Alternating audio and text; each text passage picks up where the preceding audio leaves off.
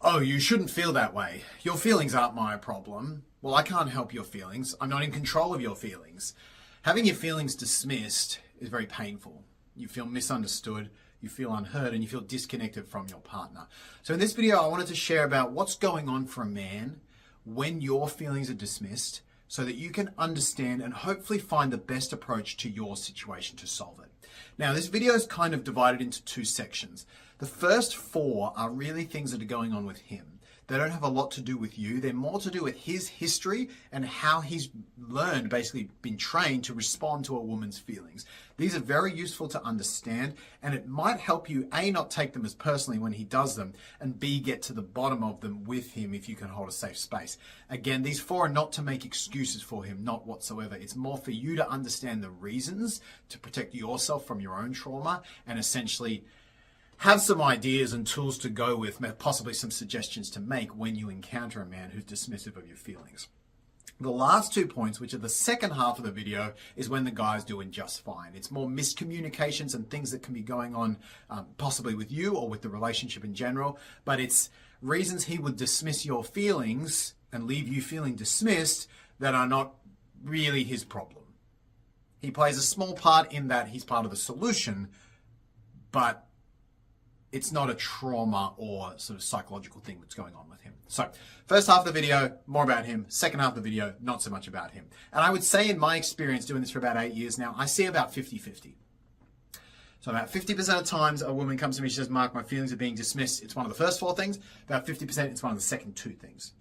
So that's important. Without further ado, let's dive in. So the first reason that a man might dismiss your feelings is it brings up significant shame in him. When you share certain strong feelings, when you say, hey, your actions make me feel sad or hopeless or disconnected, it can bring up basically the biological circuit for a man where he is supposed to be making you feel good. That is a man's purpose, is to make the world better for women and children. So each time he feels that he's making you feel bad, he probably is not going to feel great about himself. A man with decent self-worth, not too much ego, and insecurities that are under control, he'll be able to receive that. As long as it's not a constant message, which sometimes it can become that, right? All relationships need upkeep. But as long as it's not a constant message, that man will be able to receive that and say, okay, I did a bad thing. That wasn't great, but I'm not bad. I'm still a good person. I'm still a good man. I'm still a useful man to women. And he's not going to kind of have that hit him in the trauma spot.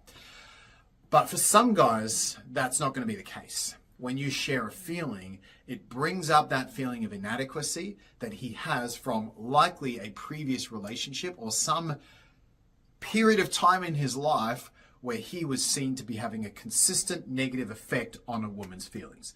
Often it's going to be his mother, where she scolded him, she got him in trouble, and sometimes it can be just one big event, but usually it's a chronic thing where he has been affecting her feelings in a negative way. Obviously, you can't always control a woman's feelings, especially your mother's, so he's going to be saying, oh my God, I'm a bad boy, I'm bad at this, I'm bad at that, I'm always bad, I always do it wrong.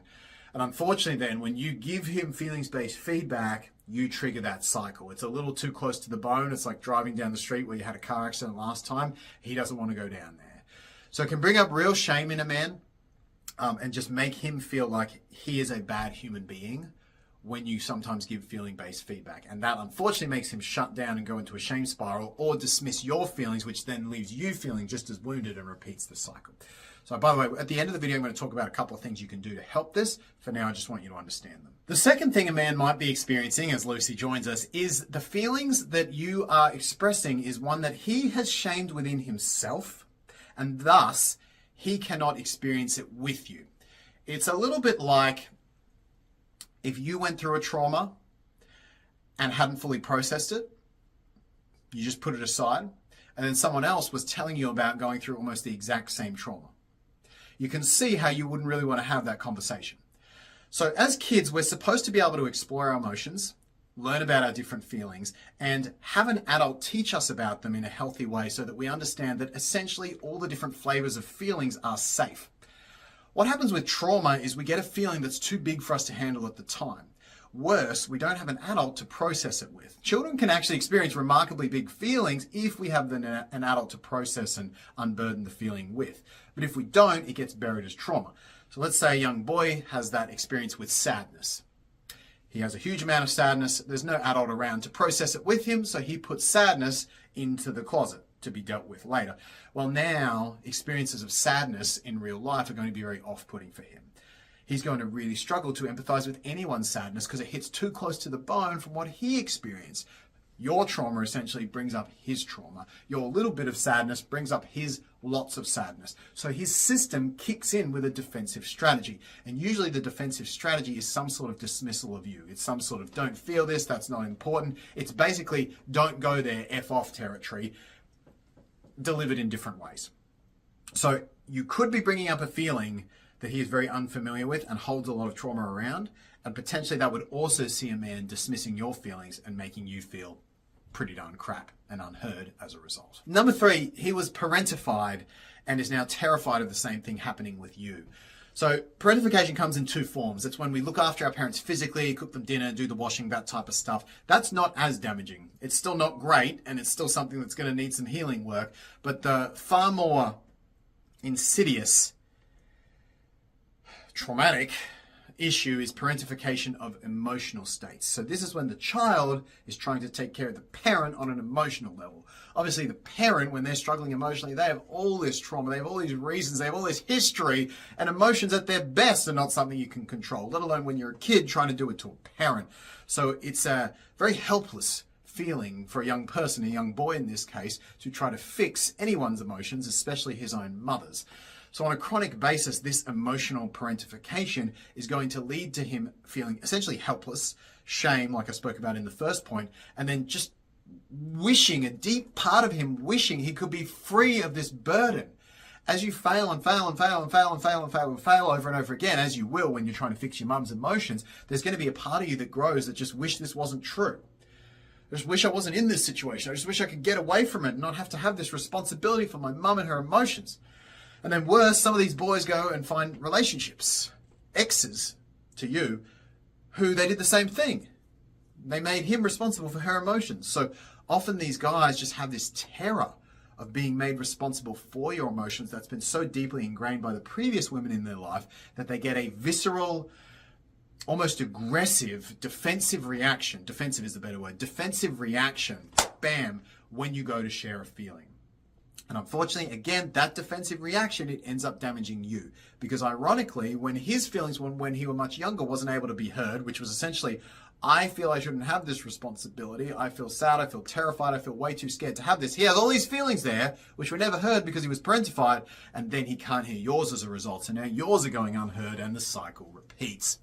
So very important to recognize this one. And if you can have conversations, John Gottman's 8 Dates book is really good for this. If you can have conversations about someone's history and kind of get into those topics around parentification, what he had to or didn't have to do for his mum or an ex even, that's really helpful for you to know so that you can not take this personally and hopefully have conversations with him about getting professional help and working through it with you. And number 4, the other big one that reflects or relates to him and his history is the idea that the feeling right now is too big or too overwhelming for him to go to in this particular situation.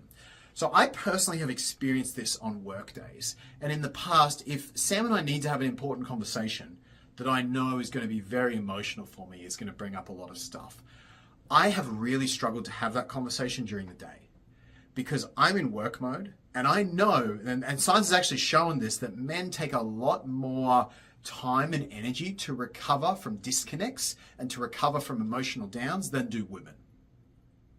Women actually recover faster, believe it or not. So this made a lot of sense when I read it because I realized, okay, that means we as a man, we have this extra work. Once we open the doors and once we really feel into our emotions, it's hard to get them closed. The other time I noticed this on myself is the difference between, let's say, me taking a night off versus me being on holiday for a week. In theory, it should be the same, right? It's time off either way, but there's a completely different persona that I have where one time I'm allowed to be fully in my emotions, that's on the holiday, versus on the work night, on the weeknight, I'll still be very structured in my approach. And it will to get me into an emotional state on those nights is like changing gears on a rusty car. It takes a lot to change and it takes a lot to change back. So you may find in some scenarios a man doesn't want to have those conversations if it's a particular time of day or if there's some sort of work project, if there's something going on. He's very likely scared that he will fail you and essentially fail at work because he will be too dysregulated by the size of the emotional conversation at this time. Obviously, that doesn't mean he can put it off forever, but it could be one reason that he's doing it. And timing, essentially, I was going to say, it could be a reason that he's doing it. So timing really matters with this stuff. Make sure you kind of listen to him and get feedback on when is good for him to have these chats and when is not. He can't have it all his own way, but neither can you. So that brings us to the two reasons that actually have nothing bad on him. Kind of the reasons that you want, I suppose, because they're the reasons that I guess you would say are the easiest to fix. And they're also very common. I would say 50% of women who come to me when they say my feelings are being dismissed, these are two of the big reasons that I see it, where there is no significant trauma history, there is no significant attachment problem going on. These are the two. The first is that the guy's just doing the man thing, which is he's fixing the problem in his man way instead of listening to it. I mean, think about it. If you say to a man, hey, the toilet's broken, or hey, the grass is long, or hey, there's no water in the sink, what does he do? Does he say, yeah, let's sit around and talk about how it feels to have long grass and a broken toilet? Yeah. Feels strange for us, doesn't it, to have that? Like, he's never going to say that. He's like, bang, man brain, me fix toilet, me mow grass, me fix sink. Okay, so in a lot of areas of life, it doesn't make sense to talk about feelings as a solution. In fact, in almost every area other than relationships, it doesn't make sense to talk about feelings as a solution. This isn't to say that, feelings don't affect money, and if you're splurging all your money because you're feeling crappy, then yeah, you need to work on your feelings and look at your impulses as to why. But it's simply to say that a lot of problems in life have practical fixes. And this is what a man's brain goes to. So often, the first thing he will hear when you share a feeling is, okay, what's the practical fix? How do I change the schedule? How do I do X, Y, Z differently? How do I, what do I need to do? Why are we talking about feelings? Let's fix the problem. Relationships are the one area where that approach doesn't work. And a lot of men don't realize that, partly because of culture, partly it's just their brain biology. Ironically, relationships are fixed just by talking about the feelings. This would be absurd to apply to a broken toilet. We're going to fix the toilet by talking about how the toilet feels and how it feels to have a broken toilet. No one wants to talk about that. Just fix the toilet. But in relationships, it's one of those areas where emotions actually fix the problem, ironically. But this is not how it applies in any other area of life or with his guy friends. So if you're finding men dismiss your, or if you're finding your partner, I should say, dismisses your feelings, this could be what's going on. He may simply be thinking that, okay, me man, me need to fix, how fix? I don't mean to diminish men with that terminology, but we're talking lizard brain here. It's like, okay, great. How do I fix this? This requires a communication around, hey, would you be open to trying a different solution here to help me? Would you be open to trying something different? And assuming he says yes, because most men will want to help you, you could say, what if fixing this problem was best by you just listening and doing a bit of acknowledgement, doing a little bit of feelings with me? That would actually help me more than you doing any other fix. Often the guy will have an aha moment when you say that, because he'll say, oh, this is okay, all right, that doesn't make any sense to me, but I'll give it a shot. And then when he sees it does work, he picks up what you're putting down. So that's a big one. The other big one, and this is for you, is a lack of vulnerability from you. And this is not intentional, very rarely anyway. This is when you slip out of feelings and you don't actually realize you're not sharing feelings at all anymore. I had a client recently on the call and she said, Mark, I make sure I'm nice and soft with men. I use the word I feel a lot. And I said, give me a demonstration. And she said, I feel like you're not putting the effort in, and I really feel like this relationship could be better, and I really feel like there's just more that both of us could do to be together. Sounds like feelings, zero vulnerability. So what our sneaky brain does, and as a woman, you will generally lead the feelings vulnerability. So what your sneaky brain does is to avoid vulnerability, it'll slip up from feelings and move the feelings up to interpretive feelings and then to thoughts. So you'll think you're sharing feelings, you'll be using the English word feel in your sentences, but you won't actually be sharing any feelings. This natural aversion to vulnerability is somewhat like a man's natural inversion, if that's a word, to fix things. It's the opposite of that. Just like the man wants to fix things, we all want to avoid vulnerability as a guttural instinct, because vulnerability creates danger. So especially when we're feeling a bit disconnected in our relationship, when things might be going wrong, the first instinct is to self-protect ourselves, to avoid vulnerability. And as a woman, one of the ways I see you do this the most is just avoiding true feelings. Now, obviously, if you've been dismissed and you've been hurt, well, now you have even more reason to avoid true feelings. So sometimes you might have actually shared a true feeling in the past, but then that got dismissed. It could be for one of the above reasons, the man's trauma. But then after that, your body remembers, okay, that really hurt. I don't want to be dismissed again, so I'm not going to share feelings anymore. I'll be less vulnerable when I use my feeling statements. So if you are sharing thoughts disguised and dressed up as feelings, then you will likely get a man who immediately goes on the defensive or immediately starts debating you. And that's a big clue here, because if you're ending up in debates all the time, you are probably ending up in some sort of non-vulnerable, non-feeling based context. So just watch for that. If you're in thoughts, you'll end up in debates. And if you're in feelings, and when you're sharing feelings, it should feel vulnerable. It should feel vulnerable and scary. And so that's why it's hard, because if you're with the wrong person, they're dismissing them. You don't want to do that again, do you? But at least if you're doing this correctly, you can cross that one out and you can say, okay, I know I got this right from my end. I know I got that part right. And if you do have to walk away from that relationship, that's the feeling you want to have. Because the last thing you want is to walk away and then realize you made a bunch of mistakes or you had all these learnings or you were a huge part of it.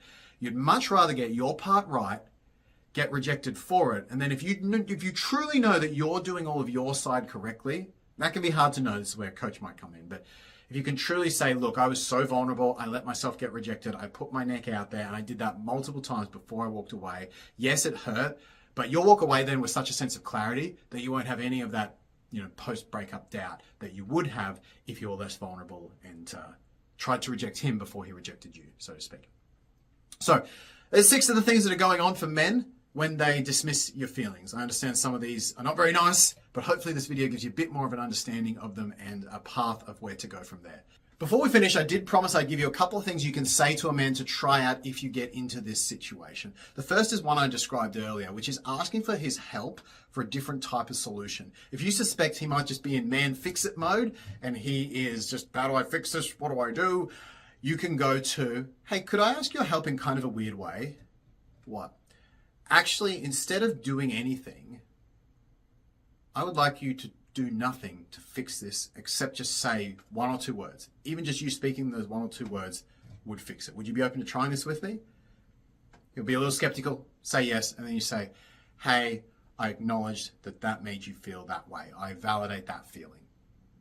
And if he's able to say it, that'll do a lot of healing, and it'll also kind of diagnose where the problem is. The second thing you can say is, would you be open to validating my felt experience even if your felt experience is different?